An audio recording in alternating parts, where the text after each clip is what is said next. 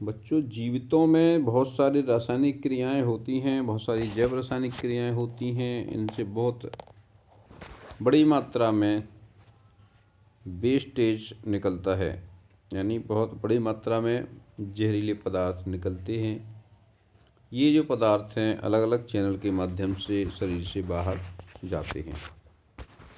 जैसे आपने देखा होगा, पसीने के माध्यम से बहुत सारी चीज़ें निकलती हैं। और पाचन तंत्र में आपने देखा होगा, जो बिना पचा हुआ भोजन है वो मल द्वार से बाहर निकलता है।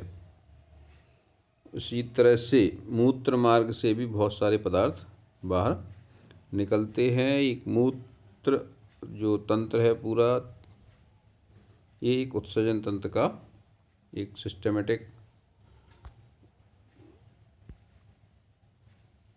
पूरी प्रणाली है, पूरा सिस्टम है। इसमें मुख्य रूप से जो रक्त के छानने का काम करते हैं, यानी जो मूत्र निर्माण की प्रोसेस है, उसमें रीढ़ की हड्डी के बगल बगल में दो वृक्क पाए जाते हैं। वृक्क को हम किडनी कहते हैं, और किडनी से आप लोग किडनी नाम से परिचित हैं, अंग्रेजी का शब्द है। ये एक जोड़ा किडनी होती हैं, बाईं किडनी और दाईं किडनी। मनुष्य कभी कभी जब किसी आदमी की किडनी खराब होती है तो इसको वो डोनेट भी कर सकता है और एक किडनी पे जिंदा रह सकता है। तो किडनी में होता क्या है, किडनी जैसे जो रक्त है वो उस राह से और किडनी में आता है, किडनी में जाता है। किडनी में कुछ संरचनाएं होती हैं, उसमें एक प्रकार से हम किडनी को छन्नी मान सकते हैं। इसमें जो नाइट्रोजनी बेस्ड होते हैं, जैसे यूरिया है, यूरिक एसिड है, या अन्य नाइट्रोजनी वर्ज्य पदार्थ हैं, नाइट्रोजन बेस्ड हैं, वो उसमें छन जाते हैं। और छन करके इसमें जो मूत्र का थैला है, इसमें जो मूत्राशय है, इसमें इकट्ठे हो जाते हैं और मूत्र मार्ग से ये बाहर निकाल दिए जाते हैं। तो इसकी जो संरचना है, ये तो अंगों के नाम हो गए। डिटेल में इसका जो मेन इकाई है वो कहलाती है नेफ्रॉन। वृक्क की जो क्रियात्मक इकाई है वो क्या कहलाती, नेफ्रॉन। नेफ्रॉन एक कपनुमा आकृति होती है। इसमें सबसे पहले एक, जब धमनी का जो रक्त है, धमनी से जो रक्त जाता है, वो सबसे पहले बोमन कैप्सूल या बोमन संपुट में जाता है। बोमन संपुट या बोमन कैप्सूल इसमें जाता है। इसमें बहुत सारी नलिकाएं होती हैं, बहुत सारे पदार्थ इसमें छन जाते हैं। छनने के बाद ये जो गुच्छा है, इस तरह से ये कपनुमा ये आपकी धमनी उसराएँ अपनी गड्ढा होती हैं। इनकी जो नलिकाएं हैं,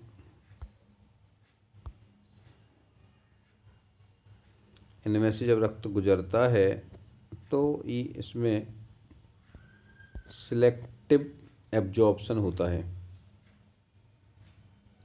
यानी जो चीज़ें चाहिए उनको वो एब्जॉर्ब हो जाती हैं और बाकी चीज़ें इस नलिका से बाहर निकल आती हैं। इसको हिंदी में कहते हैं वृक्काणु। नेफ्रॉन को हिंदी में क्या कहते हैं, वृक्काणु।